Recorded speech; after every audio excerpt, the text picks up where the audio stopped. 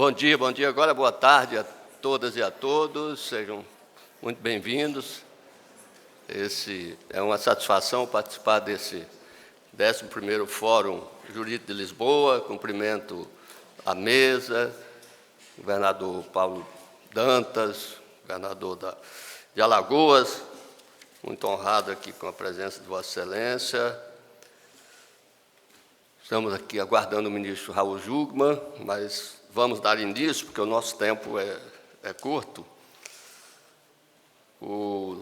Cumprimento o doutor Zé Eduardo Rangel de Alckmin, nosso ministro do Tribunal Superior Eleitoral e eminente advogado em Brasília. Doutor Flávio Pansieri, da Academia Brasileira de Direito Constitucional. Doutor Murilo Cavalcante, secretário de Segurança da Prefeitura de Recife. Senhoras e senhores, é uma grande satisfação participar desse 11º Fórum Jurídico de Lisboa e nessa mesa com esse tema de segurança pública, força policial e liberdade de reunião, desafios democráticos, o que é um tema muito relevante, e especialmente para o Brasil, pelas condições que vivemos recentemente, e que temos que contribuir com a segurança da nossa democracia, salvar a nossa democracia, nos dizeres da primeira palestra do dia, que é uma contribuição de todos nós. Eu queria colocar esse assunto em debate. Todos sabemos da garantia constitucional de nossa Constituição Federal de 88, do direito de reunião, do direito de manifestação, do direito de expressão, com as limitações que lhe são colocadas. Eu queria iniciar colocando essa questão de como compatibilizar, como trabalhar essa convivência entre as liberdades individuais e esse direito de reunião, de manifestação, de direito de expressão e a preservação da nossa ordem pública. Nós tivemos, como todos sabem, no início do ano, no primeiro dia do ano, a posse do presidente Luiz Inácio Lula da Silva, e naquela ocasião tudo correu muito bem. O governador, houve uma participação enorme das forças de segurança, da Justiça Eleitoral. De fato que a posse transcorreu com toda a normalidade. E 8 dias depois, nós tivemos realmente uma agressão à nossa democracia, ao coração da nossa democracia, que foi uma agressão aos 3 poderes da República. O Supremo Tribunal Federal, o Congresso Nacional e o Palácio Planalto foram depredados, foram invadidos, como nunca se viu antes na história da República Brasileira. Então, esse painel serve para um debate sobre como conviver e assegurar o direito de reunião, o direito de manifestação, com a segurança pública. Quero iniciar, assim, dando boas-vindas a todos e já concedendo a palavra ao eminente governador de Alagoas, Paulo Dantas.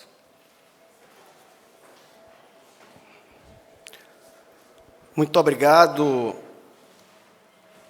presidente José Cruz Macedo, presidente do Tribunal de Justiça do DF. Quero também abraçar o José Eduardo Rangel Alckmin, advogado e ex-ministro do TSE, ao Flávio Pansieri, advogado e professor da PUC, e o nosso querido Murilo Cavalcante, secretário de Segurança Pública da Prefeitura de Recife. Vamos tratar do tema segurança pública, força policial, liberdade de reunião e desafios democráticos. Primeiro, para mim é uma honra participar desse debate, estar aqui no 11º Fórum de Direito de Lisboa, estar acompanhado de tantas pessoas especiais, pessoas preparadas, pessoas com qualidade técnica para ajudar com projetos que possibilitem melhorar a vida das pessoas no nosso país e também no estado de Alagoas. Alagoas é um estado que tem um pouco mais de 3 milhões de habitantes, tem um pouco menos que 28 mil quilômetros quadrados, é um estado que fica no nordeste de Alagoas, é o segundo menor estado da nossa federação, é um estado que tem muitas belezas naturais. Lá de Delmiro Gouveia até Piaçabuçu é cortado pelo Rio São Francisco, são 240 quilômetros de Rio São Francisco.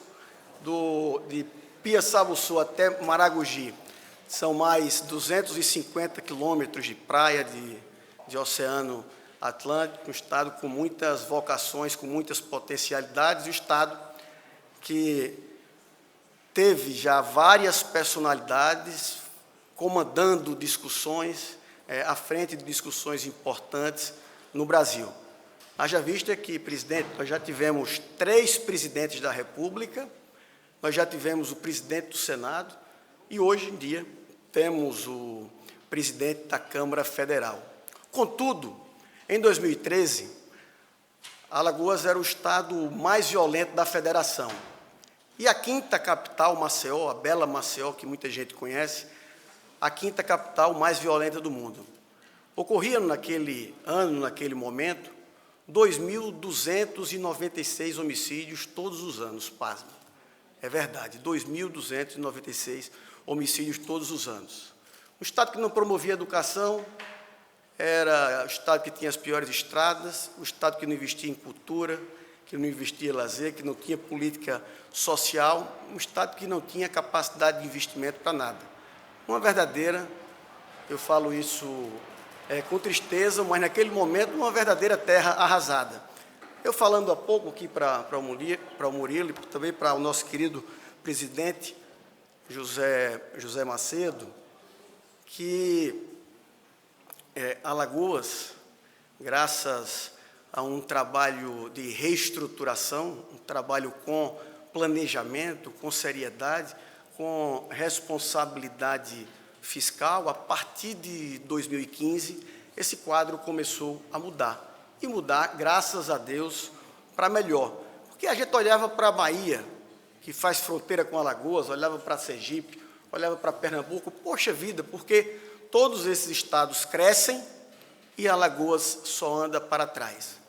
A partir de então, de 2015, quando o ex-governador Renan Filho assumiu o governo, nós estávamos no parlamento ajudando a gestão do ex-governador, montou uma equipe técnica, como falei há pouco, planejamento, ajuste fiscal, nós começamos a ter capacidade de investimento.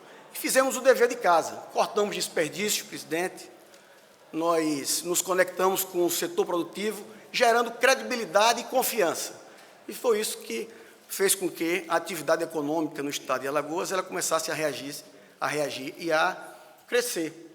Para vocês terem ideia, em 21 e 22, nós fomos o estado que mais investiu com seus próprios recursos. Ou seja, somando os 2 investimentos, 6 bilhões de reais, nós temos nosso produto interno bruto de 60 bilhões de reais, é um investimento muito significativo, tanto é que foi o maior entre todos os estados da federação. Ô Paulo, e o que depois disso, o que foi que aconteceu? Aconteceu que nós fomos, na última década, isso, números atuais, inclusive o Fórum, o Anuário de Segurança Pública, ele considera Alagoas como o estado com a melhor estatística na área da segurança pública. Isso significa que nós conseguimos reduzir 50% do número de homicídios na área de segurança pública. Isso foi consequência de investimentos na própria área, mas, obviamente, de políticas transversais, políticas que teve a participação do Legislativo, do Executivo, do Judiciário, respeito às instituições, políticas que teve convergência e equilíbrio para que o Estado de Alagoas tivesse o ambiente necessário para reduzir violência, e foi isso que nós fizemos. Passamos a salvar aproximadamente 1.150, 1.200 vidas todos os anos. Precisamos melhorar muito mais, mas já avançamos muito ao longo desses anos. Na área da segurança, por exemplo, nós fizemos alguns programas sensacionais, como a mesa de situação, onde a cúpula da segurança se reúne ordinariamente 4 vezes por semana para entender o que é que está acontecendo e quais são as possíveis soluções. Mas, além disso, fizemos concurso público. Só de quando eu assumi para cá, que eu assumi em 2015, em 15 de maio de 2012, tem um pouco mais de um ano, eu já nomeei na área da segurança pública, seja policial militar, bombeiro, policial penal, enfim, já nomeei praticamente 2.000 servidores e servidoras que passaram através de concurso público. Também fizemos um programa chamado Ronda no Bairro. É um programa acolhedor, que conta com psicólogo, conta com assistente social, conta com a polícia militar da ativa, conta também com a polícia militar da reserva. E eles ocupam áreas centrais, ocupam praias, ocupam cidades maiores, bairros maiores, e quando essa força policial chega com esse intuito humanista, mesmo levando diálogo para essas comunidades, a gente tem tido uma redução nessas áreas de aproximadamente 80% do número de crimes que acontecia nessas regiões. Também fizemos com muito êxito o programa Maria da Penha. Mas, além do programa Maria da Penha, fizemos também a rede de atenção a violências, não só contra a mulher, contra as minorias também, contra as crianças, contra os vulneráveis, contra os negros, contra a comunidade LGBTQIA+, contra todos que nós consideramos minorias e que precisa de uma assistência especial. Estamos construindo agora, que é um programa do governo federal, porque o Flávio Dino já foi, o ministro Flávio Dino já foi, inclusive, Murilo, lá em Maceió, para lançar a Casa da Mulher Brasileira. Mas nós já estamos construindo, e vai ficar pronto agora, nos próximos 2 meses, a Casa também da Mulher Alagoana, que é um ambiente adequado, com profissionais de extrema qualidade para acolher a mulher vítima de violência. Mas, além disso, nós estamos levando palestras, estamos conscientizando que as mulheres têm que denunciar esses agressores, conversando com os agressores também para que eles não repitam o que fez anteriormente, punindo também, como manda a nossa legislação. Fizemos, não sei se vocês já ouviram falar, uma estrutura, um equipamento chamado Centro Integrado de Segurança Pública, um equipamento extremamente moderno.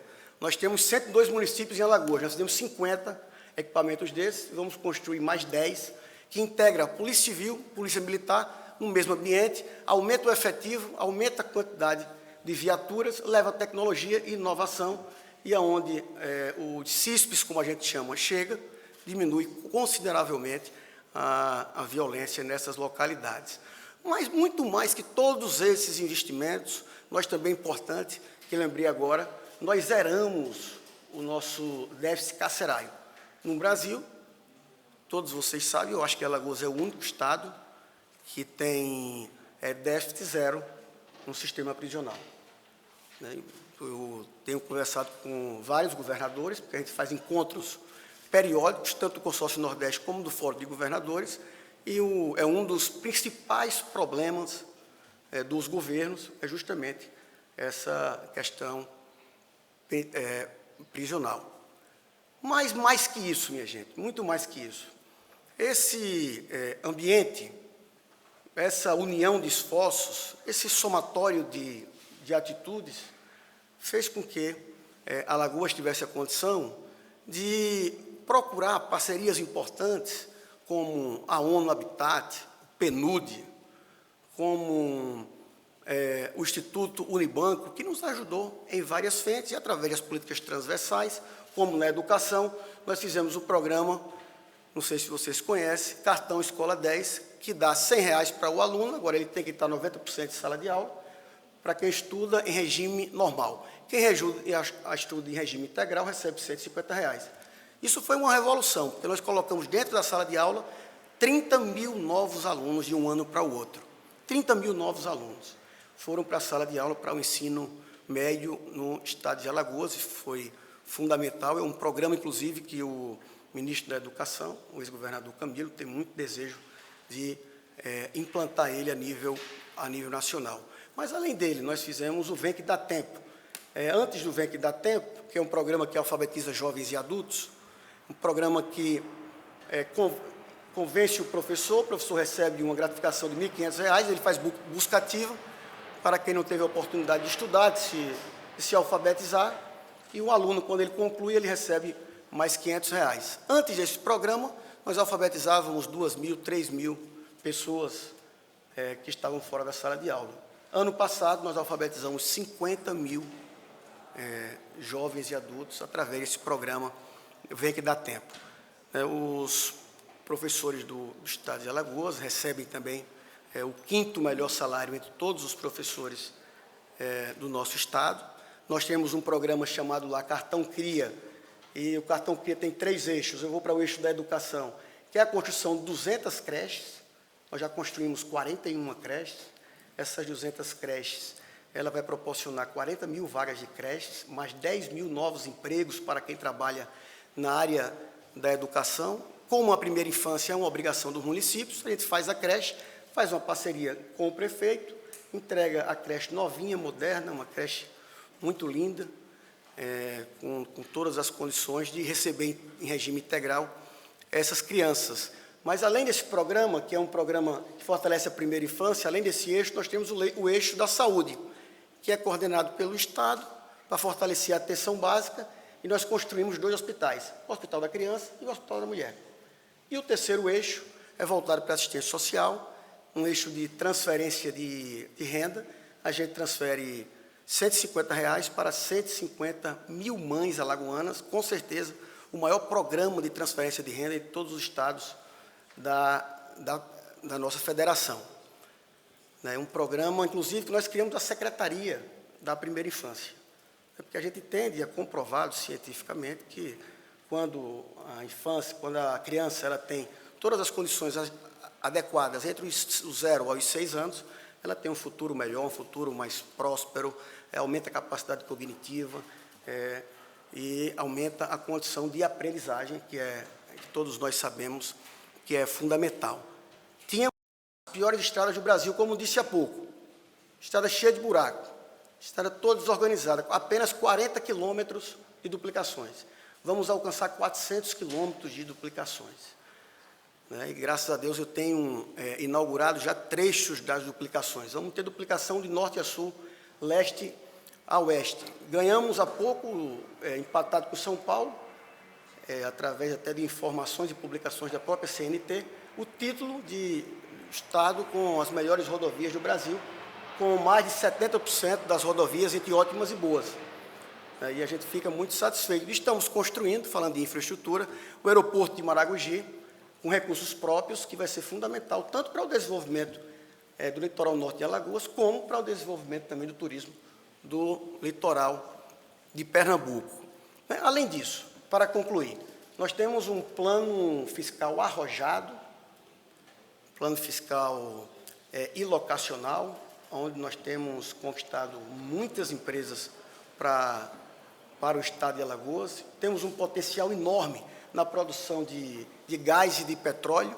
Hoje nós temos o preço mais competitivo do gás entre todos os estados da federação, e estamos também investindo fortemente em energias renováveis, energia eólica, mas, sobretudo, energia solar.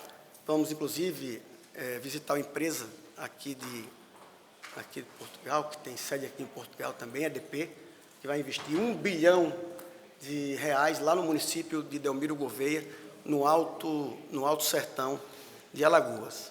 Então, minha gente, quando a gente fala de violência, por isso que eu fiz essa explanação, eu quero dizer a vocês que essa redução de 50% não foi fruto só de investimentos na área da segurança pública. foi fruto de investimento em todas as áreas que promova melhor qualidade de vida para as pessoas, que reduza a desigualdade social, que gere emprego, que gere oportunidade, que se conecte com todos os poderes, respeitando o sistema democrático, respeitando o pacto federativo, respeitando as divergências, e é dessa forma que nós estamos fazendo o governo desde o ano de 2015, quando eu digo nós, o nosso grupo político, eu assumi em 15 de maio de 2022, e vamos levar com esse mesmo entusiasmo. Também vamos visitar o Vila Galé, para quem não conhece. O Vila Galé tem vários hotéis aqui em Portugal. Levou também o Vila Galé lá para a Barra de Santo Antônio, lá em Alagoas. Vai levar outro para o município de Coruripe, na região sul, porque acredita no Estado, acredita nos compromissos que o Estado fez com ele, entregou todos os compromissos. O Estado promove segurança jurídica, o Estado, através da sua equipe econômica, tenta tirar os obstáculos do caminho para que o setor produtivo cresça, gere emprego e oportunidade. Era isso que eu queria dizer para todos vocês. Desculpe pela longa fala, meu muito obrigado.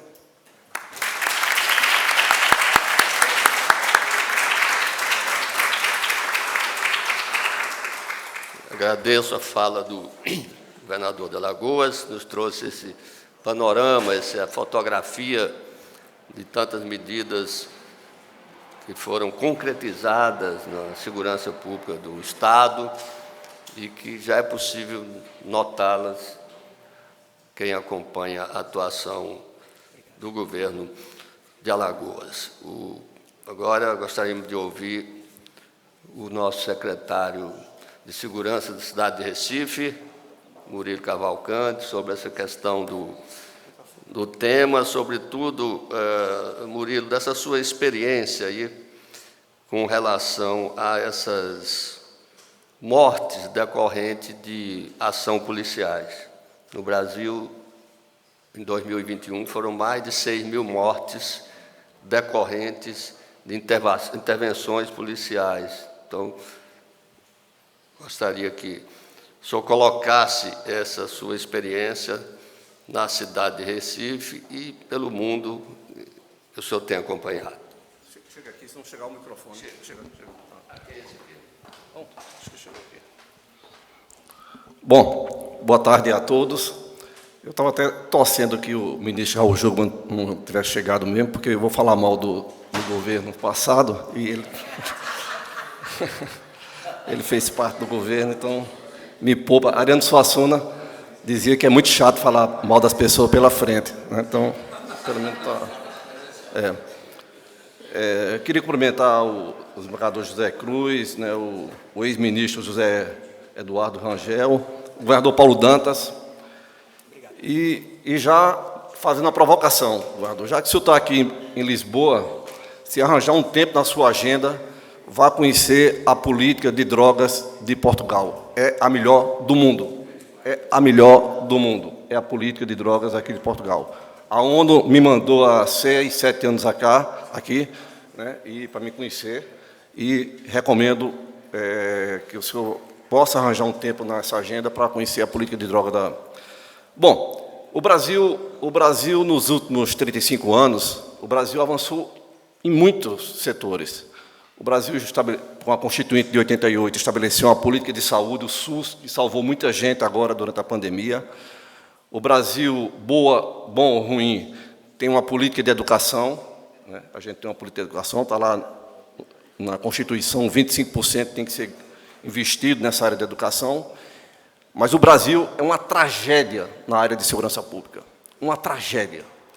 E aí, essa tragédia tem que ser colocada no colo dos governos de direita, como esse que terminou agora, né, e com os governos de esquerda. Né, e com os governos de esquerda. Nenhum presidente da República do Brasil, e aí, brincadeira à parte, que eu falei, dizendo que ia falar mal do governo de Raul Jungmann, mas Raul Jungmann deixou um bom legado, porque construiu uma política unificada de segurança pública, embora muito curto tempo, 2 anos e 6 meses, dentro de um governo ilegítimo, que era o governo do governo de Michel Temer, não deixou nem saudade, é praticamente nem... de Michel Temer, né, deixou um sistema. Mas, só para ter uma ideia, em uma década morreram 500 mil pessoas assassinadas no Brasil. A polícia do Brasil, né, e os marcadores já incluíram esse dado aí, a polícia do Brasil é a polícia que mais mata no mundo, mas é a polícia que mais morre também. Não devia ser nem a que mais matava e nem a que mais morria, mas é a polícia que... né. O Rio de Janeiro é o lugar no mundo onde tem mais intervenções militares na favela.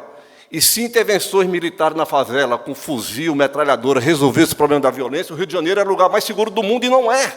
Só faz causar mais dor, mais sofrimento, principalmente, né, com a população pobre que mora na periferia, não somente do Rio de Janeiro, mas dos grandes centros urbanos do Brasil. O Brasil tem um sistema prisional caótico, talvez um dos piores do mundo dentro dos países democráticos, é o sistema prisional do Brasil, né, onde está lá sobrecarregado de pretos, pobres e periféricos, né, de jovens de 18 a 27 anos de idade, sem nenhuma perspectiva, né, de, lá na frente, ser reconduzido à sociedade. Bom, e aí eu falei mal do meu país, vou falar bem de um país vizinho da gente que está dando certo. Aqui, esse auditório tem algum colombiano? Não, né? Bom, vou falar bem da Colômbia. Eu, há 20 anos, eu venho visitando a Colômbia, particularmente Bogotá e Medellín. Medellín, aqui quem estuda sobre esse tema sabe que Medellín, nos anos 80 e nos anos 90, foi a cidade mais violenta do mundo. Chegou a uma taxa de homicídio de 381 para 100 mil. Governador, nenhuma cidade do mundo, mesmo em país em guerra, né, chegou a uma taxa de homicídio de 381 para 100 mil. No ano passado, Medellín fechou a taxa de homicídio abaixo de 14 para 100 mil. Poucas capitais do Brasil, São Paulo, lá no sul mais do país, tem uma taxa abaixo de 14 para 100 mil. O que foi que a Colômbia fez? Particularmente em Medellín? Primeiro, construiu junto com a sociedade, estava tão degradado, né, o sistema, o tecido social, né, que foi preciso a reconstrução do país, e particularmente de Medellín, que era a cidade mais violenta, né, uma conjugação de força, governo, sociedade civil, academia, ONGs, grêmios estudantis, e que não queriam mais aquilo. Absolutamente tudo se fechava em Medellín, 5 horas da tarde, a universidade não funcionava mais, o comércio fechava, as escolas públicas não funcionavam à noite, né? Era tanta gente que morria naquela guerra que era do narcotráfico, do terrorismo, de grupos armados de esquerda, né, que os corpos eram recolhidos, Paulo, em caminhões de boi, que era tanta gente que era assassinada. Medellín fez um programa de educação, né, quebrando com essa lógica perversa de fazer coisa pobre para quem é pobre. As melhores escolas públicas estão nas áreas mais pobres da cidade. Pegou o mapa da desigualdade com o mapa da pobreza. Bom, é por aqui que vamos começar. Projetos urbanos integrados, escola pública de qualidade, meio de transporte de qualidade. Eu conheço alguns transportes públicos, inclusive estava 2 meses atrás aqui, que é muito bom, o metrô daqui de Lisboa, e usei também o metrô de Paris. O de Medellín é melhor do que o de Lisboa e é melhor do que o de Paris, né? Você não vê uma ponta de cigarro, você não vê uma parede riscada, né? Fez isso. Medellín reduziu todas as distâncias físicas, éticas e morais entre a cidade periférica e a cidade formal. E essa integração se deu principalmente pelo transporte público. O pobre que mora lá em Medellín, na favela, lá, Medellín é uma cidade de morros, de altos, pega o Metroclub, que é o teleférico, pega o metrô, se for preciso, pega o VLT, e se for preciso, pega o BRT, num sistema modal integrado que é reconhecido pelas autoridades do mundo inteiro de transporte, entre os 10 melhores transportes integrados de massa do mundo. Eu fiquei muito feliz, Paulo, quando você disse que fez uma Secretaria de Primeira Infância. Todo governador e todo prefeito do Brasil deveriam fazer a Secretaria de Primeira Infância para que pudesse investir nesse segmento. Medellín tem um programa chamado Bom Começo. Quem se interessar por esse tema, procure saber o que é o programa Bom Começo, que já acolhe hoje 100% das crianças pobres de 0 a 6 anos de Medellín. É uma coisa impressionante, impressionante o programa Bom Começo, né, porque essa criança que tinha lá, há 15 anos atrás, 3, 4 anos de idade, é o jovem, o adulto, que está na universidade, com outra perspectiva de vida que não era o jovem e nem o adulto dos anos 80, dos anos 90, lá em Medellín. Bom, e por que o Brasil, a gente está tão perto da Colômbia, né, tão perto da Colômbia, por que o Brasil não faz esse dever de casa? Eu acho que por falta de vontade política. Há um componente ideológico nisso, né? Paulo é governador de um estado que foi o mais violento do Brasil, ou então talvez o estado mais violentado do Brasil. Mas quando o Brasil, na redemocratização, foi governado por ex-exilados de esquerda, e no meu estado, um homem correto, um grande governador, Miguel Arraes, mas que tinha grande dificuldade de colocar na mesa esse tema da segurança, porque foi perseguido pelos militares, foi expulso do país pelos militares. A mesma coisa no Rio de Janeiro com Brizola, a mesma coisa em São Paulo com Mário Covas, né? E a questão da segurança ficou de lado, né? Ficou de lado, né? Sempre de lado, né? Quando chegam os governadores mais à direita, é aquela lógica do prende e arrebenta, que também que não dá certo em lugar nenhum do mundo, né? Está vendo aí o desastre que foi esse presidente da República que terminou o mandato em dezembro agora de 2022, né? De armar a população. O ministro da Cultura do Brasil, do governo passado, Bolsonaro, se deixou fotografar com a R15. Né? A cultura é a coisa mais importante, Paulo, para transformar a sociedade. O nosso querido Paulo Freire dizia que o livro muda as pessoas mudam o mundo. Né? Como é que pedagogia ele passava esse ministro da Cultura para as crianças do Brasil, né? Quando se deixa fotografar, né, com a R15, né, mostrando que a população tem que se armar de livro, tem que se armar de arte-educadores, tem que se armar de pedagogos para ver essa transformação tão necessária que a gente espera que aconteça no Brasil. E só para finalizar, o Brasil tem 27 estados da federação. Portanto, temos 27 polícias, né, porque cada governador dá a diretriz que quer para a polícia militar, que são subordinadas aos governadores. Foi assinado há 10, 15 anos atrás, não lembro exatamente se 10 ou 12, no máximo 15 anos atrás, foi assinado um protocolo de Bogotá com todos os países da América do Sul, né, para que pudessem ter uma regra, né, sobre a questão da segurança pública. O Estado de São Paulo tem uma estatística, uma forma de fazer a estatística, o Estado de Pernambuco tem outra, o Estado de Alagoas tem outra. Então, a fonte de referência para nós que estudamos a segurança pública é o SUS, e não os dados gerados pela Secretaria de Defesa Social. Vou dar um exemplo só. Em São Paulo, se há um confronto da polícia com 10 marginais, se os 10 morrem, é só contabilizado 1. Pois é, ele está dizendo aqui que em Alagoas são 10. Essa é correta. O protocolo de Bogotá dizia que tinha que ser feito assim, mas não é feito assim. Bom, eram essas provocações que eu queria fazer. Quando estava vindo aqui para esse evento, o taxista que me trouxe para cá me perguntou, estava até um pouco engarrafado aqui para entrar na universidade, me perguntou o que é que eu vinha fazer. Eu disse, vou falar sobre segurança pública. E aí falei um pouquinho, bem, porque eu fico encantado com o que a Colômbia fez. Aí ele disse, tem muitos portugueses saindo daqui de Portugal para ir morar na Colômbia, porque o custo de vida é mais baixo, né? Tem um meio de transporte, principalmente Bogotá, Cali e Barranquilha, que não faz inveja a nenhum país da Europa, e as pessoas, ninguém sai de um país para outro que não tenha segurança, né? Que não tenha segurança. Eu levei o governador Paulo Câmara, que foi governador de Pernambuco por 8 anos, levei uma favela de Medellín, era a favela mais dura de Medellín, era a mais dura, Comuna 13. Quem se interessar, depois procura saber lá o que era a Comuna 13, né? Era fatiada, uma parte era dominada por traficantes, outra parte por milicianos, outra parte pela guerrilha. Eu saí dessa Comuna 13 sem nenhum segurança, Paulo, com o governador, 9 horas da noite, e perguntei ao governador, e aí, o senhor se sentiu por algum momento inseguro? Não. Né? E aí, a droga lá continua a ser vendida? Continua. A Colômbia aumentou a produção de cocaína nos últimos 15 anos em 80%, e caiu todas as taxas de homicídio. Né? É por isso que eu disse a você, vai, governador, conhecer um pouco a política de droga aqui de Portugal, porque no Brasil, quem vai preso é pobre e periférico, né, porque está lá vendendo, né, eu não faço apologia nenhuma às drogas, só até meu careta em relação a isso, mas porque está vendendo lá só maconha, como fonte de sobrevivência. A droga continua sendo vendida na Colômbia, mas não se mata mais como se matava e se morria há 15 a 20 anos atrás.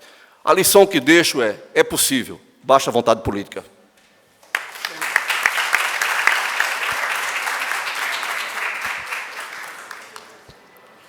Muito obrigado, Murilo Cavalcante, por sua experiência aqui, que nos anima, mostrando que realmente é possível.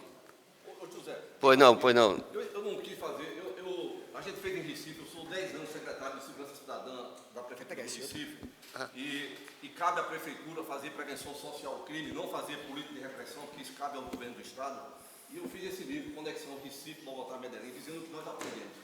Nós fizemos um equipamento lá chamado Compaz, Centro Comunitário da Paz. É um lugar de cultura, de esporte, de lazer, dentro das favelas. Né?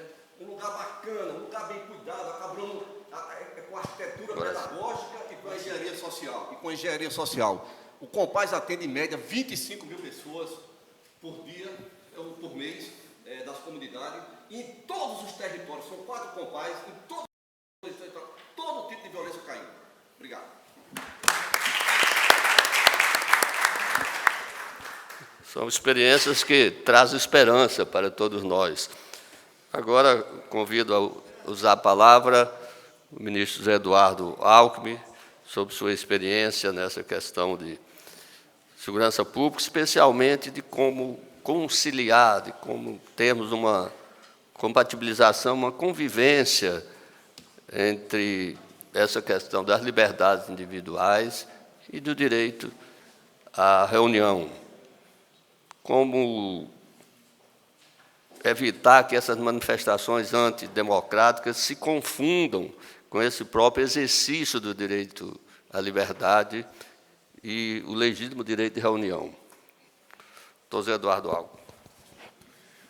Caríssimo amigo José Cruz Macedo, companheiro de tantas atividades ao longo da vida, conheci Vossa Excelência como nobre membro da OAB do Distrito Federal, nos idos daquele antigo Estatuto da Ordem dos Advogados, quando ainda era uma comissão de ética e disciplina, e tornei-me seu admirador e cumprimento pelo esse magnífico trabalho, hoje na presidência do Tribunal de Justiça, mas já passou pela presidência do Tribunal Regional Eleitoral.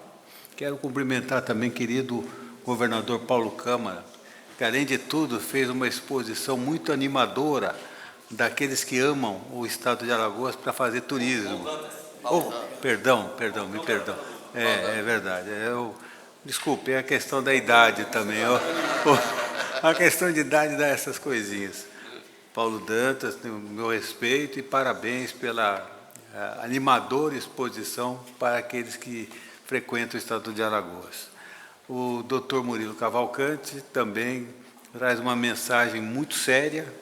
Não é? A gente teve aí a experiência do Rio de Janeiro, que achamos que ia enveredar por esses caminhos, mas, infelizmente, foi uma certa frustração, mas, como o nobre secretário falou, mostrou-se que é possível, há caminhos, precisa a vontade política. Eu só faria, não é a minha área, mas eu faria uma defesa de um grande cliente, né, que é o ex-governador Geraldo Alckmin. Lá se tentou fazer alguma coisa em termos de escola da família, né? Ao invés de ser nos centros comunitários, usar as escolas públicas para acolher as famílias. Mas, como tudo no Brasil, muda o governo e não se continuam os programas. Mas a ideia é essa mesmo, tem que cuidar das crianças, né? Mas aqui, eu quero cumprimentar também, claro, o meu sempre professor Flávio Pansieri, companheiro de tantas lutas aí e um dos maiores pensadores do direito eleitoral da atualidade. Eu vou preferir focar uma outra situação, que é essa questão que nos atormenta a todos, que essa guerra, vamos dizer assim, já não é nem mais um conflito de valores, mas eu diria guerra de valores entre a liberdade de expressão e a necessidade de manutenção da ordem, porque as situações atuais, e não é só, apesar, claro, que no Brasil isso se agudizou tremendamente nas 2 últimas eleições, mas não é só no Brasil, não. Curiosamente, final de semana, assistindo um programa aqui da TV Portuguesa, fazia-se entrevista com especialistas angolanos. E lá também eles enfrentaram o mesmíssimo problema de distúrbios sociais, políticos, e lá parece até que foi mais sério do que aqueles que tivemos no Brasil. Isso só demonstra que isso é um fenômeno mundial e desafia a todos, como ter segurança e, ao mesmo tempo, ter liberdade de expressão. Então, começo por observar que, preliminarmente, qual é a função da segurança? É garantir as pessoas e o patrimônio. A transmissão de ideias, óbvio, a Constituição o diz com todas as letras, no artigo 5º, inciso 4º, e também no artigo 220. Ela é livre, não pode ser cerceada. A ministra Carmen Lúcia, num dos julgamentos do Supremo, usou a frase que é muito conhecida desde a nossa infância, né? Cala a boca, já morreu, disse ela. Então, ela realmente focou uma taxativa proibição de imperativamente o Estado cercear a palavra das pessoas. Porém, o ministro Alexandre de Moraes, também citando uma frase conhecidíssima, disse que a liberdade de defesa de ideias não é liberdade de ofender, né? Liberdade de expressão não é liberdade de agressão, disse ele. E é uma frase que cala fundo. Então, temos que ter, assim, políticas públicas que deem liberdade, mas, ao mesmo tempo, resguardem a ordem nesses embates. E é aí que mora a grande dificuldade. Por quê? Em grande parte, esses embates são políticos, claro, mas também são, remotamente, ao menos, eleitorais. No fundo, são forças políticas que se antepõem, às vezes em momentos de eleição, mas às vezes não, né? E temos aí agora posto perante o Tribunal Superior Eleitoral vários episódios que não são da época de eleição, mas evidentemente refletem nelas. E aí vem a minha primeira preocupação. Hoje, competência da Justiça Eleitoral é restrita ao momento eleitoral. Só que os agentes não mais se contêm ao momento eleitoral. Malgrado a lei das eleições diga que campanha eleitoral começa no dia 15 de agosto do ano da eleição, a bem dizer, já começou. 2024 já está nas ruas, né?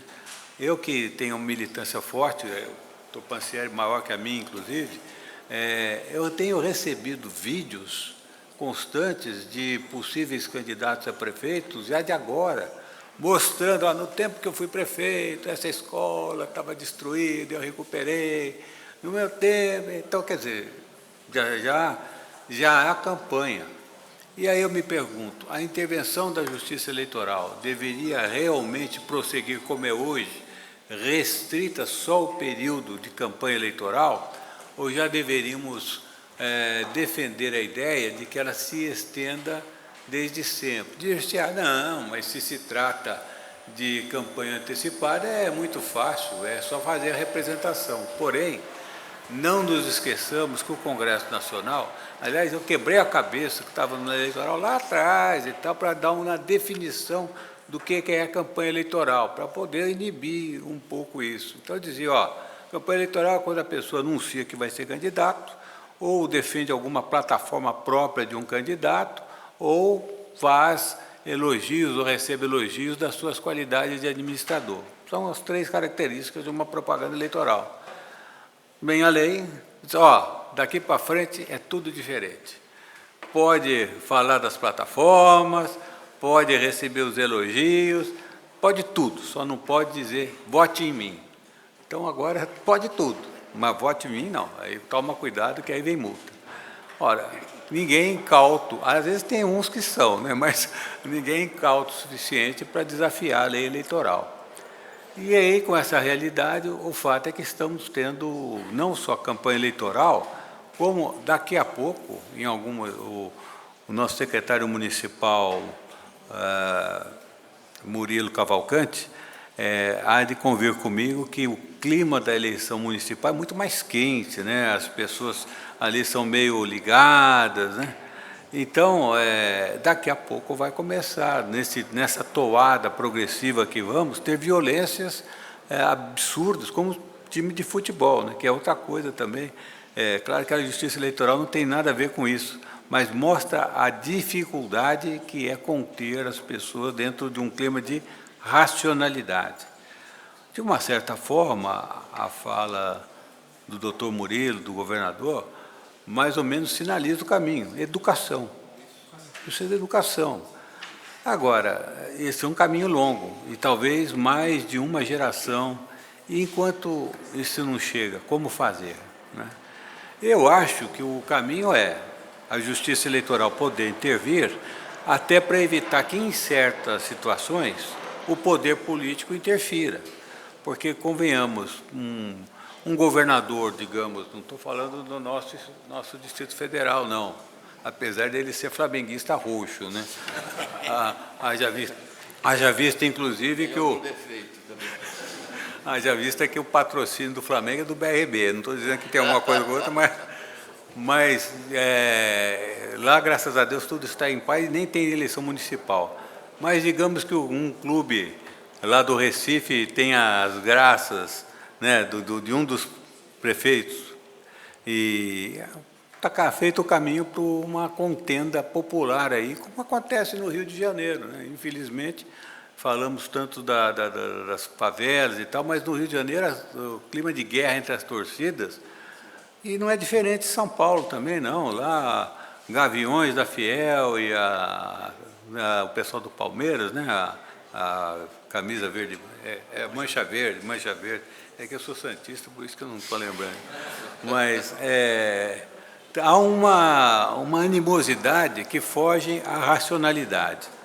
Então, qual o caminho para isso? Eu acho que é um treinamento grande das forças de segurança, tanto Polícia Civil, Polícia Federal, Polícia Militar e, nas contendas eleitorais, um protagonismo maior da Justiça Eleitoral. A Justiça Eleitoral foi forçada, né, pela realidade das eleições recentes presidenciais, 2018, 2022, a adquirir um protagonismo maior. Eu me lembro que o ministro Alexandre de Moraes, relator de uma AIGE relativa à à eleição de 2018, julgou por improcedente, mas fez advertência. Olha, realmente as provas não são assim muito boas, não temos e tal, mas fica advertido que se a mesma coisa acontecer em 2022, haverá cassação de mandato. Quer dizer, foi feito um aviso aos navegantes. Se vai haver ou não, cenas do próximo capítulo, né? Mas isso foi expressamente advertido por Sua Excelência a tempo e a modo. E não é uma advertência, sejamos justos, do ministro Alexandre de Moraes, é da Justiça Eleitoral. E esse chamamento da Justiça Eleitoral para esse cenário, eu acho que há de repercutir. Não é censurar, não é proibir manifestações, mas há de haver uma mínima intervenção até para evitar desequilíbrios monumentais. Nós nos preocupamos muito com o que houve no passado, né? O ministro Aires Brito diz com certa graça, citando uma frase musical de Caetano Veloso, que a mente apavora o que não é mesmo velho, né?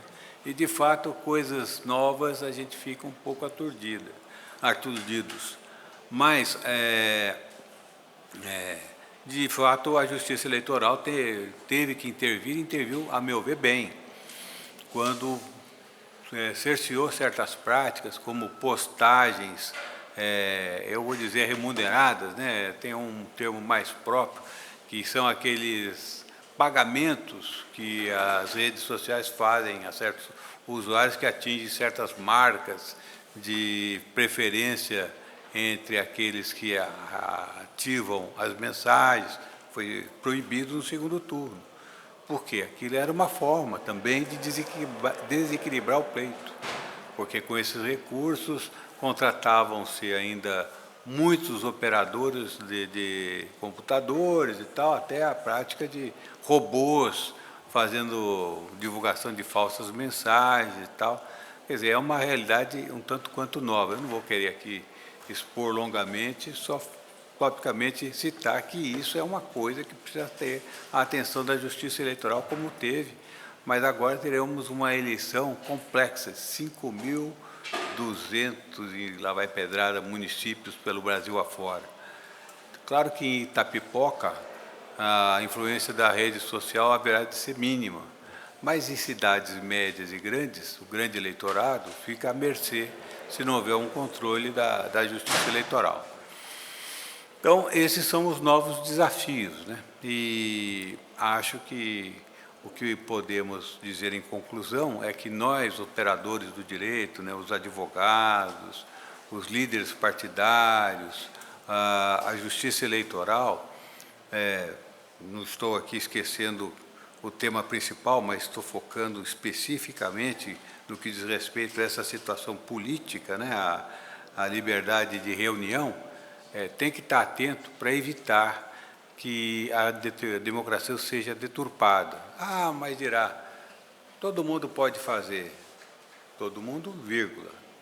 Os que estão engatinhando, e eu digo isso porque temos lá um instituto, lá o professor Marcelo Vitorino, que exatamente está estudando essa situação e vê que a coisa precisa ter uma certa igualdade, que há forças mais preparadas e forças não tão preparadas.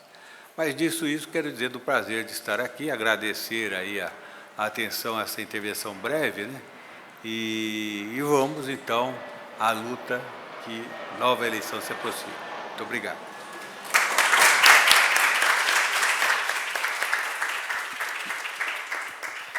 Agradeço ao ministro José Eduardo Alckmin, que traz uma questão realmente interessante, porque hoje o direito de reunião também é muito exercido nas próprias plataformas virtuais, porque servem como um ambiente de reuniões e, sobretudo, de convocação de manifestações. Então, o senhor traz essa questão sobre o papel da Justiça Eleitoral no período não propriamente eleitoral, que é um tema realmente a ser bastante pensado, sobretudo nesse controle das mídias sociais, se é que podemos usar essa expressão, mas em manter o equilíbrio no processo eleitoral. O papel da Justiça Eleitoral é muito relevante nesse aspecto, e foi muito relevante na eleição brasileira, o papel do Tribunal Superior Eleitoral e do Supremo Tribunal Federal, que essa é uma matéria que nós não temos ainda uma regulação adequada, digamos assim. A União Europeia está trabalhando numa regulação para as fake news. O Brasil tem um projeto, o presidente da Câmara hoje falou sobre essa discussão, mas realmente é um tema muito delicado, porque é preciso conciliar esse direito de expressão com a regulação de fake news. Quer dizer, um ponto fundamental é que não pode haver censura, então não pode haver censura prévia. Esse já é um ponto que a nossa Constituição brasileira e o Supremo tem ratificado esse entendimento. No Brasil não há censura prévia. Mas queria ouvir agora o professor Flávio Pensieri, tem bastante experiência nessa matéria constitucional, para que nos coloque as suas manifestações. Vou passar o microfone. Senhor presidente, obrigado por passar a palavra. Quero cumprimentar o secretário Murilo Cavalcante, o nosso governador Paulo Dantas, pelas experiências existenciais que trouxeram à frente dos governos. Comentar ao nosso desembargador José Cruz Macedo, que faz um grande trabalho de pacificação social através da justiça e de contenção dos conflitos. E quero fazer um cumprimento especial ao meu amigo, doutor José Eduardo Alckmin, que é uma das nossas referências do direito eleitoral brasileiro, mas diferenças democráticas também. Eu, de alguma forma, me levantei porque todo mundo está na hora de ir embora, já para ficar na ponta ali, para ninguém sair mais, entendeu? Mas não se preocupe, eu vou respeitar o direito constitucional à alimentação de todos e tentarei ser muito breve. Cada qual aqui falou a partir da sua experiência, né? Nós olhamos os objetos somente a partir das experiências pretéritas que nós temos em nossas existências, e eu acho que a riqueza desse painel está exatamente nessa pluralidade de visões apresentadas. Quando me apresentaram esse tema, para falar de segurança pública, eu já adaptei segurança pública como uma ideia do poder do Estado de intervir na possibilidade do direito à reunião e como eu exerço essa capacidade de reunião, que é o meu objeto de estudo nos últimos 25 anos como professor de Direito Constitucional. Então, tentarei fazer um apanhado a partir desta minha visão, né, como cada qual fez a partir da sua. E óbvio que o direito fundamental à liberdade de reunião, ele continua intacto como em qualquer outro Estado. Ontem eu dava uma entrevista para um jornal português que me perguntava como eu via a escalada do autoritarismo na América Latina e na Europa, nas Américas e na Europa, a partir do 8 de janeiro no Brasil. Eu tenho afirmado isso já há muito tempo, que o autoritarismo ele é um elemento que não é brasileiro. Ele vem se adaptando, né? Na América do Sul, por exemplo, nós tivemos já, como aqui a maior parte são brasileiros, nós tivemos momentos, por exemplo, como o bolivarianismo, que estavam atrelados a um determinado líder, né? O novo estágio desse autoritarismo populista, ele não tem mais um líder definido, ele tem ideias definidas. Essa ideia de um novo autoritarismo, ele surge pela ausência de legitimidade na representação democrática. Não há mais ninguém que consiga pacificar a sociedade e representar de forma mínima os interesses e congregar. Por isso, os radicalismos cada vez mais se acentuam e esses radicalismos estão expressos em todos os processos eleitorais que nós enfrentamos no dia a dia. Seja processos eleitorais como no Brasil, onde nós tínhamos lá um partido progressista e parte dele ultraprogressista de um lado e um outro partido conservador com um lado ultraconservador, até um pedacinho reacionário do seu lado, sem aqui dizer que um seria melhor que o outro, mas obviamente que radicais de ambos os lados poderiam ser declarados inconstitucionais com efeitos ex tunc, né, que não fariam falta a nenhum de nós. Mas, compreendendo esse espaço, aonde que isso se amolda à liberdade de reunião? Exatamente até onde eu posso ir na minha manifestação. E esse tema, como diria Arnaldo César Coelho, a regra é clara, não é mesmo? A Constituição ela é límpida quando ela afirma que a reunião só poderá acontecer de forma prévia, pacífica e para fins lícitos. Pronto, se o fim é ilícito da minha liberdade, do meu direito à reunião, se a minha reunião pretende uma finalidade ilícita, ela não é autorizada constitucionalmente. Deve o Estado, sim, intervir para impedir ou para sancionar todos aqueles que abusam nesse exercício do direito e usurpam do direito de reunião para ensejar bandeiras que, por sua vez, possam parecer contrárias à democracia. Agora, existe um limite muito interessante aqui, a todos nós, que instiga certamente a todos. Qual é o limite desta ilicitude? E eu quero fazer um retrospecto. Eu ainda, quando estava na faculdade, na década de 90, tinha uma banda que sempre ia tocar em Curitiba, chamada Planet Hemp. Esses sujeitos eram presos a cada show, né, porque eles eram acusados de incitação, né, cantava uma música, legalize já, uma erva natural, não pode lhe machucar, era uma coisa assim. Eu, como um careta desde aquela época, só usava drogas ilícitas, então não sabia o que eles estavam dizendo. Mas, logicamente, cada qual se entorpece com a droga que entender adequada. A minha sempre foi o álcool, né? Continuo, inclusive hoje à noite, quero fazer uso, né, dessa minha droga nacional, obviamente, só vou beber vinho nacional hoje, não é mesmo? Hoje à noite será só vinho nacional, né? Mais brincadeiras à parte, para que vocês fiquem presos aqui. Quando o Planet Hemp discutia, ou as manifestações, a marcha da maconha acontecia no Brasil, e eu, como um conservador, sou contrário às drogas, mas eu não posso, como um democrata, ser contrário às ideias.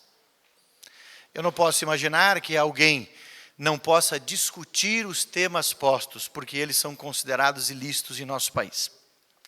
Eu não posso imaginar que alguém não possa fazer uma crítica ao modelo e às instituições de forma dura. Esse é o ônus da democracia. E aqui nós passamos num estágio cinzento desse debate, qual é o limite efetivo da possibilidade de repressão estatal às reuniões. É óbvio, Se eu faço uma reunião que tem por finalidade a extinção do Estado Democrático de Direito, perdoem os colegas que defendem essas ideias, essa sua reunião ela é absolutamente lícita e o teu direito vai até onde você pretende extinguir a própria tua possibilidade de ter direito. É como mais ou menos aquela esquizofrenia daquele movimento 300 que teve no Brasil, que gritavam na frente do Supremo Tribunal Federal, volta à ditadura militar, e começaram a lançar pedras ao Supremo. E logo em seguida a Polícia Militar, fazendo o trabalho que tinha que ter feito, utilizou de bombas de efeito, tudo normal numa manifestação. Você excede, a polícia, bombas de efeito moral, gás lacrimogênio, cacetetes, os cavalos estavam preparados. E o primeiro grito dos 300 foram: abaixo a ditadura. É esquizofrenia plena, né? Eu pedi exatamente a volta à ditadura segundos antes, quando eu tenho um movimento que pretende calar a voz daqueles, por mais que, neste caso, licitamente, porque eles lançavam pedras face ao Supremo Tribunal Federal. Uma delas, inclusive, foi parar dentro da sala do presidente do Supremo Tribunal à época. Sei disso porque, na semana seguinte, fui fazer uma visita ao presidente do Supremo Tribunal Federal, e lá ele disse: poxa, Flávio, aqui, ó, ali nós não estamos ficando mais, porque foram onde entraram as pedras, estava tapado com um tapumezinho no vidro. Ou seja, nós temos que compreender que há um limite a esta liberdade. Só que aqui eu quero fazer um pequeno adendo, que aí nós vamos entrar num espaço muito interessante. Não vou falar da lei das fake news, porque não dá tempo, mas eu queria trabalhar algo que parece muito latente na cabeça de cada um de nós, e em algum momento isso surge, quando nós falamos sobre qual é o discurso lícito. Agora é nessa área que entramos, e a possibilidade do Estado intervir. Eu, há mais ou menos uns 6 anos, quando virei diretor da Escola Judiciária Eleitoral do TSE, viajando o Brasil inteiro, dando palestras, dei umas 40 palestras sobre tolerância, e de repente um assessor meu, professor chamado René Sampara, falou assim: tem que escrever um livro sobre isso, está saindo agora, logo em breve nas melhores livrarias do país, por favor, comprem para ajudar, né, pagar o leitinho das crianças lá em casa, e são muitas, né, são 3, preciso da ajuda de vocês, um singelo professor. Mas brincadeiras à parte, eu comecei a tentar construir a ideia do espaço, do que significava a tolerância, e como isso serve de fundamento para o controle discursivo. E o que isso tem a ver com a liberdade de interferência do Estado? Simples, a tentativa de construir um discurso único, ela é uma tentativa frequente de todos os estados totalitários no planeta. E esse discurso único pode ser, muitas vezes, um discurso bonito, do bem. No Brasil, nós tivemos, em 2013, um discurso único através de uma cartilha de um determinado governo, que dizia que existia uma cartilha oficial sobre o que era bacana. Se chamava a cartilha do politicamente correto. Eu concordo com quase tudo que está lá, mas somente os estados mais autoritários do planeta tiveram coragem de lançar uma cartilha para dizer qual é o discurso válido. E aqui eu queria trazer alguns elementos para os senhores, que talvez isso se adapte a essa ideia da possibilidade de reunião ou não. Todo discurso totalitário e intolerante pressupõe 3 elementos. Essa é a nossa tese, né? Essa é a tese que eu desenvolvi. Primeiro, a ideia de um primado de um valor essencial. Você tem uma causa, um valor teu, tu escolhe aquilo para você e o resto não importa mais. Todo totalitário acredita nisso, que o seu valor é mais importante que todos os demais. O segundo, todo totalitário acredita que não são todas as pessoas que podem interpretar a verdade. Existem alguns escolhidos que são mais inteligentes que os outros. Hoje em dia, até, isso também é uma crítica a essa ideia de lugar de fala, que me perdoe todas as colegas que acreditam nisso, e algumas feministas que defendem isso, mas isso é típico de um Estado totalitário, quando você diz: não, você não pode. Você é homem, por exemplo, não pode falar desse tema. É lógico que existem lugares melhores de fala de quem sofreu a violência, que tem que estar exposto, que tem que estar lugar para esse pessoal falar. Agora, dizer que só existe um único lugar de legitimidade para o discurso, e nesse caso não é lugar de fala que eu estou tratando, mas isso desemboca ali de alguma forma, é a exclusividade interpretativa. E a terceira elemento essencial dos totalitários sempre será uma ideia de uma pretensa superioridade cognitiva. Não, deixa o coitadinho falar, porque ele não sabe o que ele está falando, então não tem problema. Nós sabemos o que é o melhor para o Estado. Percebam, todas as rupturas democráticas do planeta Terra pressupõem esses 3 elementos. Um valor supremo, inclusive a ruptura democrática no Brasil. Em 1964 tivemos uma ruptura democrática. Não sei se para o bem ou para o mal, de acordo com a cabeça de cada um de vocês, mas nós tivemos uma ruptura democrática. Não há dúvida que nós tivemos. Se vocês, alguns vão defender que não foi tanto assim, outros vão defender que foi, pois bem, mas foi. E elas tinham esses 3 elementos. um valor supremo a ser definido, que subjugaria os outros, em especial o democrático. Depois, uma ideia de exclusividade interpretativa a partir de valores de um núcleo central, que era o Comitê Central, que se dizia da nossa Revolução de 64, para alguns. E, por fim, uma ideia de superioridade cognitiva, porque os demais, a população, sequer tinha capacidade de perceber o mundo que estavam vivendo, então precisavam de alguns intérpretes para dizer quais eram as verdades do mundo. Isso é histórico. Se vocês pensarem nas ideias totalitárias ao longo da humanidade, seja na ideia da intolerância religiosa, isso aconteceu. O primeiro movimento da intolerância religiosa para superar a ideia da intolerância, qual foi? Permito que o sujeito pense de forma diversa, porque ele não tem capacidade de pensar a verdade. A Igreja Católica, a minha igreja, só vai acreditar efetivamente em intolerância de verdade quando ela diz assim, não, peraí, pode ter mais de uma fé, e eu vou respeitar uma ideia ecumênica que cada qual pode professar a sua própria fé de forma livre. E, lógico, o cristianismo veio influenciando todos os estados constitucionais democráticos ocidentais, é por isso que cada qual no Brasil pode ter a sua própria fé. E, ao longo da humanidade, nós tivemos diversos embates. E eu queria trazer para os senhores, porque o nosso tempo é bem curto, então eu queria encaminhar para o final, lembrando os senhores de algumas perguntas fundamentais que o Bobbio faz na obra dele sobre tolerância. Ele diz assim, devemos ou não tolerar os intolerantes? Alguns amigos, Alckmin, escreveram um artigo na Folha de São Paulo, há pouco tempo atrás, assinaram lá em centenas deles. Alguns talvez não leram nem o que estava escrito no artigo, mas certamente nenhum leu o livro do Popper. Isso é uma afirmação que eu estou fazendo, é dura, muitos dos meus amigos estão lá, não sei se alguém aqui também assinou, mas se assinou, desculpe, não leu o livro do Popper, porque o Popper nunca tinha dito aquilo. Afirmando, supostamente, que existia uma ideia de que nós devemos ser intolerantes com os intolerantes. Essa é a pergunta do Bobbio.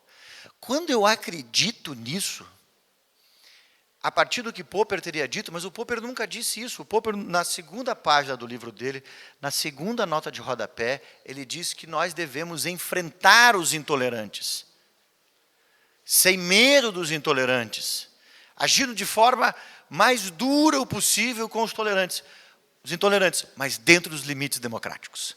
Porque senão, querido, se eu autorizar o Marcelo de ser intolerante comigo, porque eu estou sendo intolerante, eu, efetivamente, autorizei a intolerância. E aí nós vamos perguntar qual é a intolerância que é válida. Porque é uma falácia argumentativa que cai nela mesma. E que todo mundo que assinou não leu o que estava escrito. Obviamente que o Popper nunca disse aquilo. O que nós precisamos para com os intolerantes é enfrentá-los, porque tolerância não significa apatia. Tolerância é enfrentamento, mas é o reconhecimento do outro como igual. Porque na democracia eu não preciso de consenso. A democracia é o conviver no dissenso, reconhecendo o outro como igual. Se eu não compreendo que democracia é esse enfrentamento cotidiano, é esse estado de caos, onde nunca nada se pacifica, eu sempre tenho um turbilhão, eu vou esperar que alguém logo traga um modelo de pacificação. E aí não viveremos mais o Estado democrático. Se tu não suporta mais a democracia, quiçá como Platão não suportou o que aconteceu com o mestre dele, Sócrates, quando foi condenado ou era a morte ou era o exílio. Então ele tomou a cicuta. Vai acontecer como aconteceu com minha mãe, com seus 82 anos, já não mais conformada com o sistema, vendo o ministro Joaquim Barbosa saindo do Supremo Tribunal Federal com a sua capa esvoaçante, e ela pega aquilo, posta, isso lá atrás, né? Joaquim saiu quanto tempo do Supremo? Já faz uns 6, né? Lá, estou falando do mensalão ainda. Ela diz assim, não preciso do Batman, eu tenho o Joaquim. Quando alguém diz isto, efetivamente é porque eu abandonei as instituições. Eu abandonei o processo democrático. E eu não tenho nenhuma pretensão de convencer a minha mãe que ela está errada no alto dos seus 85 anos.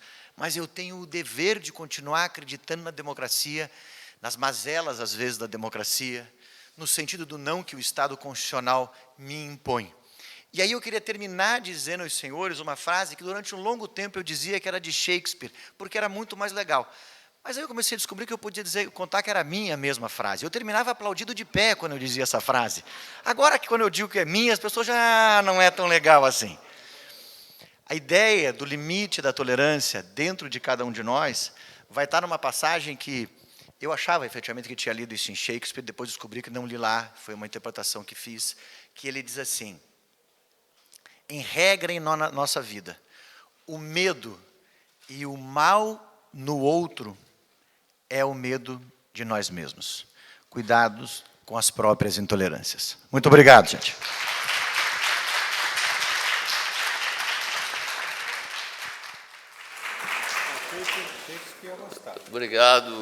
Obrigado, professor Flávio Pensieri, por suas colocações aí, sobretudo sobre esses limites do exercício do direito de manifestação e de reunião. Senhoras e senhores, não há aqui uma previsão para debates, mas somos todos democratas, estamos num ambiente acadêmico. Se houver uma pergunta ou duas, nós, apesar do calor, nós estaríamos aqui aguardando. Pois não. Pois não. Presidente do Tribunal de Contas do Distrito Federal. Doutor Michel. Como diríamos assim, fiquei muito encantado com a colocação do secretário de Segurança, porque eu fui delegado de polícia por muitos anos, não que eu não fiquei encantado pelas outras palestras dadas pelo nosso presidente do TJ, nosso grande governador, nosso advogado e o senhor que acabou de falar. Mas o senhor me falou uma coisa, e eu, como delegado de polícia, eu não poderia deixar de enfatizar uma outra também que complementa tudo aquilo. Por exemplo, eu acho que deveria haver uma aproximação muito maior entre o Judiciário, o Ministério Público e a Polícia Judiciária. Porque, com os tempos áureos, que dizem que era o tempo das ditaduras, que chamam de áureo, outros não vou entrar aqui no mérito da questão, o delegado de polícia ele tinha uma força muito grande, inclusive o processo iniciava-se naqueles crimes de menor potencial na própria delegacia. Mas, com o advento da abertura política, o delegado, por ser um homem forte, o braço forte do Estado, ele foi alijado de muitos poderes, aspas, que poderiam ter a ele, e que hoje ele traz um prejuízo muito grande para a sociedade. Por quê? Porque o crime não espera. O crime ele é latente e acontece a todo momento. Por ele ser latente e acontecer a todo momento, o delegado de polícia, me desculpe, não querendo aqui plagiar os outros, mas é o juiz primeiro da causa. Ninguém leva um murro e vai direto ao judiciário. Ninguém leva uma facada e vai direto ao judiciário.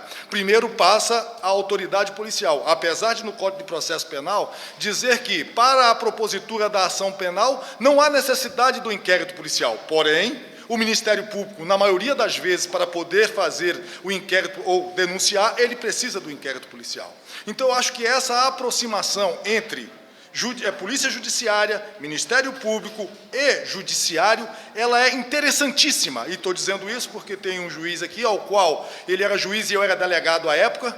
Nós tínhamos um entrelace muito grande, onde o crime ele era abafado. Por quê? O mandato de busca e apreensão, mandato de prisão, essas coisas muitas vezes acontecem num determinado momento. É lógico, nós estamos num momento democrático onde o autoritarismo se coloca pela força e a autoridade pela competência. Então, nós temos que analisar o que é autoritarismo e o que é autoridade. Nós não podemos confundir as coisas. O autoritarismo, como bem diz o colega que último falou a palestra, o autoritarismo ele é colocado pela força. E isso não é viável num país democrático.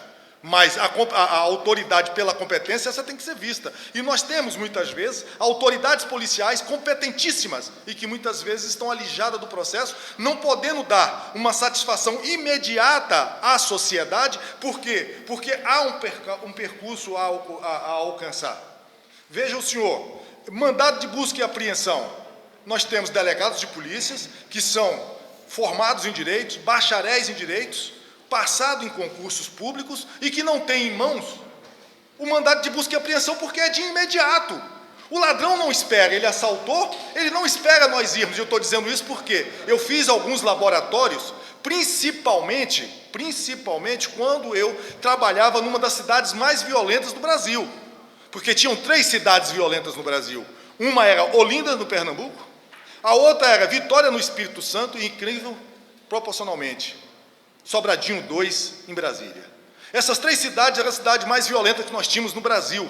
Sendo que, em Sobradinho 2, e aí eu posso falar porque lá trabalhei, morria de 3 a 4 jovens por semana. Se multiplicarmos por 4, dá 16, se multiplicar por 160 mortes, 25 mil habitantes. Dá muito mais do que as 14 ou as 300 de Berdelim, para o senhor ter uma ideia. Mas como que nós conseguimos diminuir? E aí eu chego à conclusão seguinte: diminuímos a criminalidade como? Não foi através da opressão, porque a opressão leva à repressão. A repressão leva à opressão. Não só a repressão. A repressão ela tem que vir. mas tem que vir o Estado junto para poder fazer valer as necessidades da sociedade. Quando nós fazemos a repressão como polícia, se o Estado não estiver presente, vira opressão. Isso aí é público. Mas nós precisamos, e aí eu levo a uma condição para que nós possamos refletir. Por que nós temos, e o senhor sabe, e aí eu vou puxando uma coisa, puxa outra, e as todas levam a um contexto. Por que nós temos que, e eu falo aqui, Gustavinho e o governador estudaram juntos, são grandes amigos. Por quê? Porque no banco de escola é onde a gente faz amizade. E por que nós temos que ter a academia da Polícia Militar, a academia da Polícia Civil, a academia do Bombeiro? Por que não podemos fazer uma academia só para que nós tenhamos um congressamento de policiais, que se torna a força de segurança pública? Tá bom. Doutor Michel, né? agradeço então, mas eu tinha mais coisas para falar, mas eu agradeço. Não, mas eu ia chegar...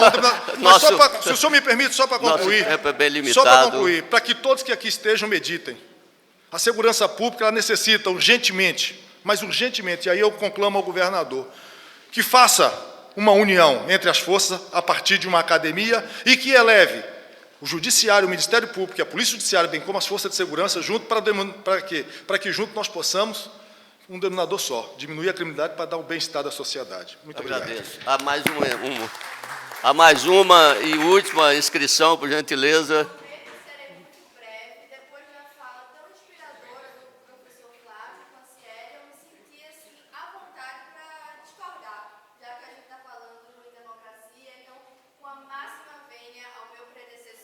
A gente sempre pensa no direito penal e nessa força do Estado como os outros, né? Vai punir os outros, são os outros que são delinquentes, etc. e tal. Mas, se colocando como cidadão frente a esse aparato estatal tão forte, no meu caso, eu não gostaria, caso isso venha a acontecer, de ser acusada ou processada por forças que estejam entrelaçadas, polícia, Ministério Público e Judiciário. Então, quando a gente fala que o primeiro juiz da causa é o delegado, e que o delegado ele é bacharel em direito, ele é competente, é verdade, ele é competente para ser delegado de polícia e conduzir um processo inquisitório sem ampla defesa e contraditório, porque é assim que tem que ser nesta fase. Depois, a gente precisa de ampla defesa, a gente precisa de contraditório, e para não me estender, eu acho que da última vez que saiu na imprensa de uma relação muito próxima entre procuradores, Telegram, grupo de WhatsApp e judiciário, não deu muito bom para a nossa democracia. E é ruim para quem quer punir essas pessoas, porque a culpa ali foi do judiciário que puniu mal. Se tivesse feito direitinho, não precisava ser anulado. Então, só aproveitando esse clima, enfim, de debate e depois dessa fala inspiradora, eu queria deixar essa minha opinião. Muito obrigada. Agradeço a manifestação e apenas passo a palavra ao doutor Murilo Cavalcante, que foi referido, se quiser usar da palavra. Tem que apertar aí.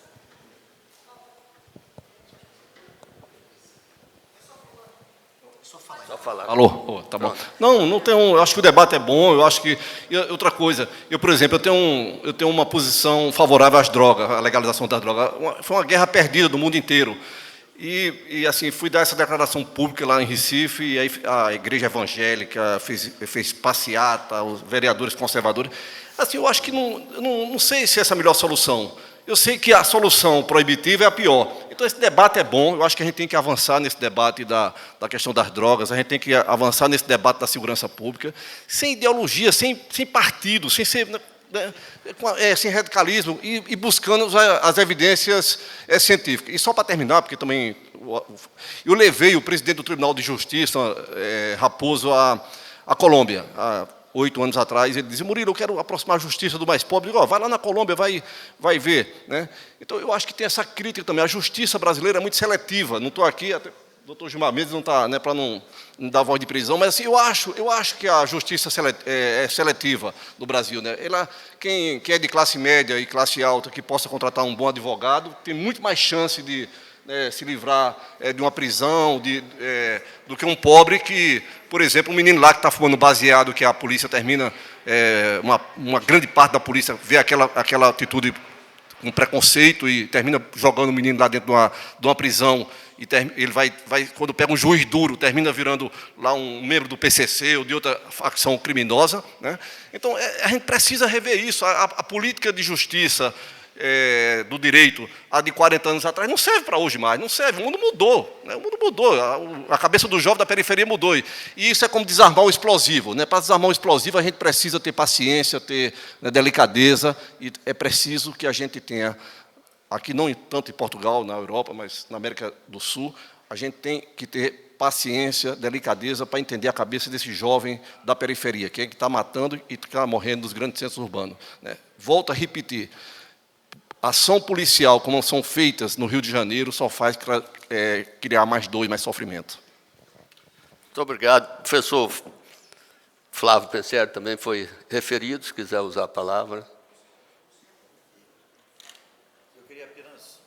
Eu vou apenas agradecer a oportunidade de estar aqui.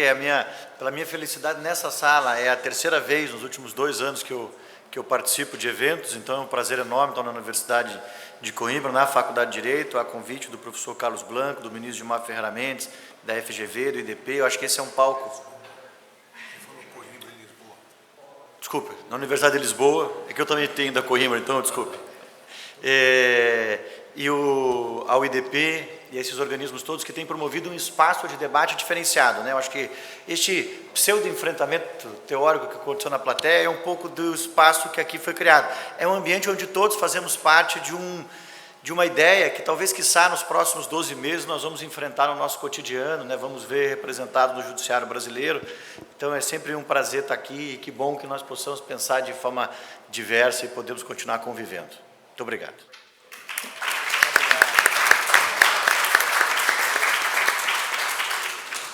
Eu quero agradecer muitíssimo a presença de todos, a presença do governador Paulo Dantas, do ministro Eduardo Alckmin, do professor Flávio Pensieri, do Dr. Murilo Cavalcante. Agradecer por estar aqui presente e dizer que esse tema é interessante, porque esse desafio da democracia nós precisamos enfrentar com mais democracia e mais democracia. Obrigado a todos. Está encerrado o painel.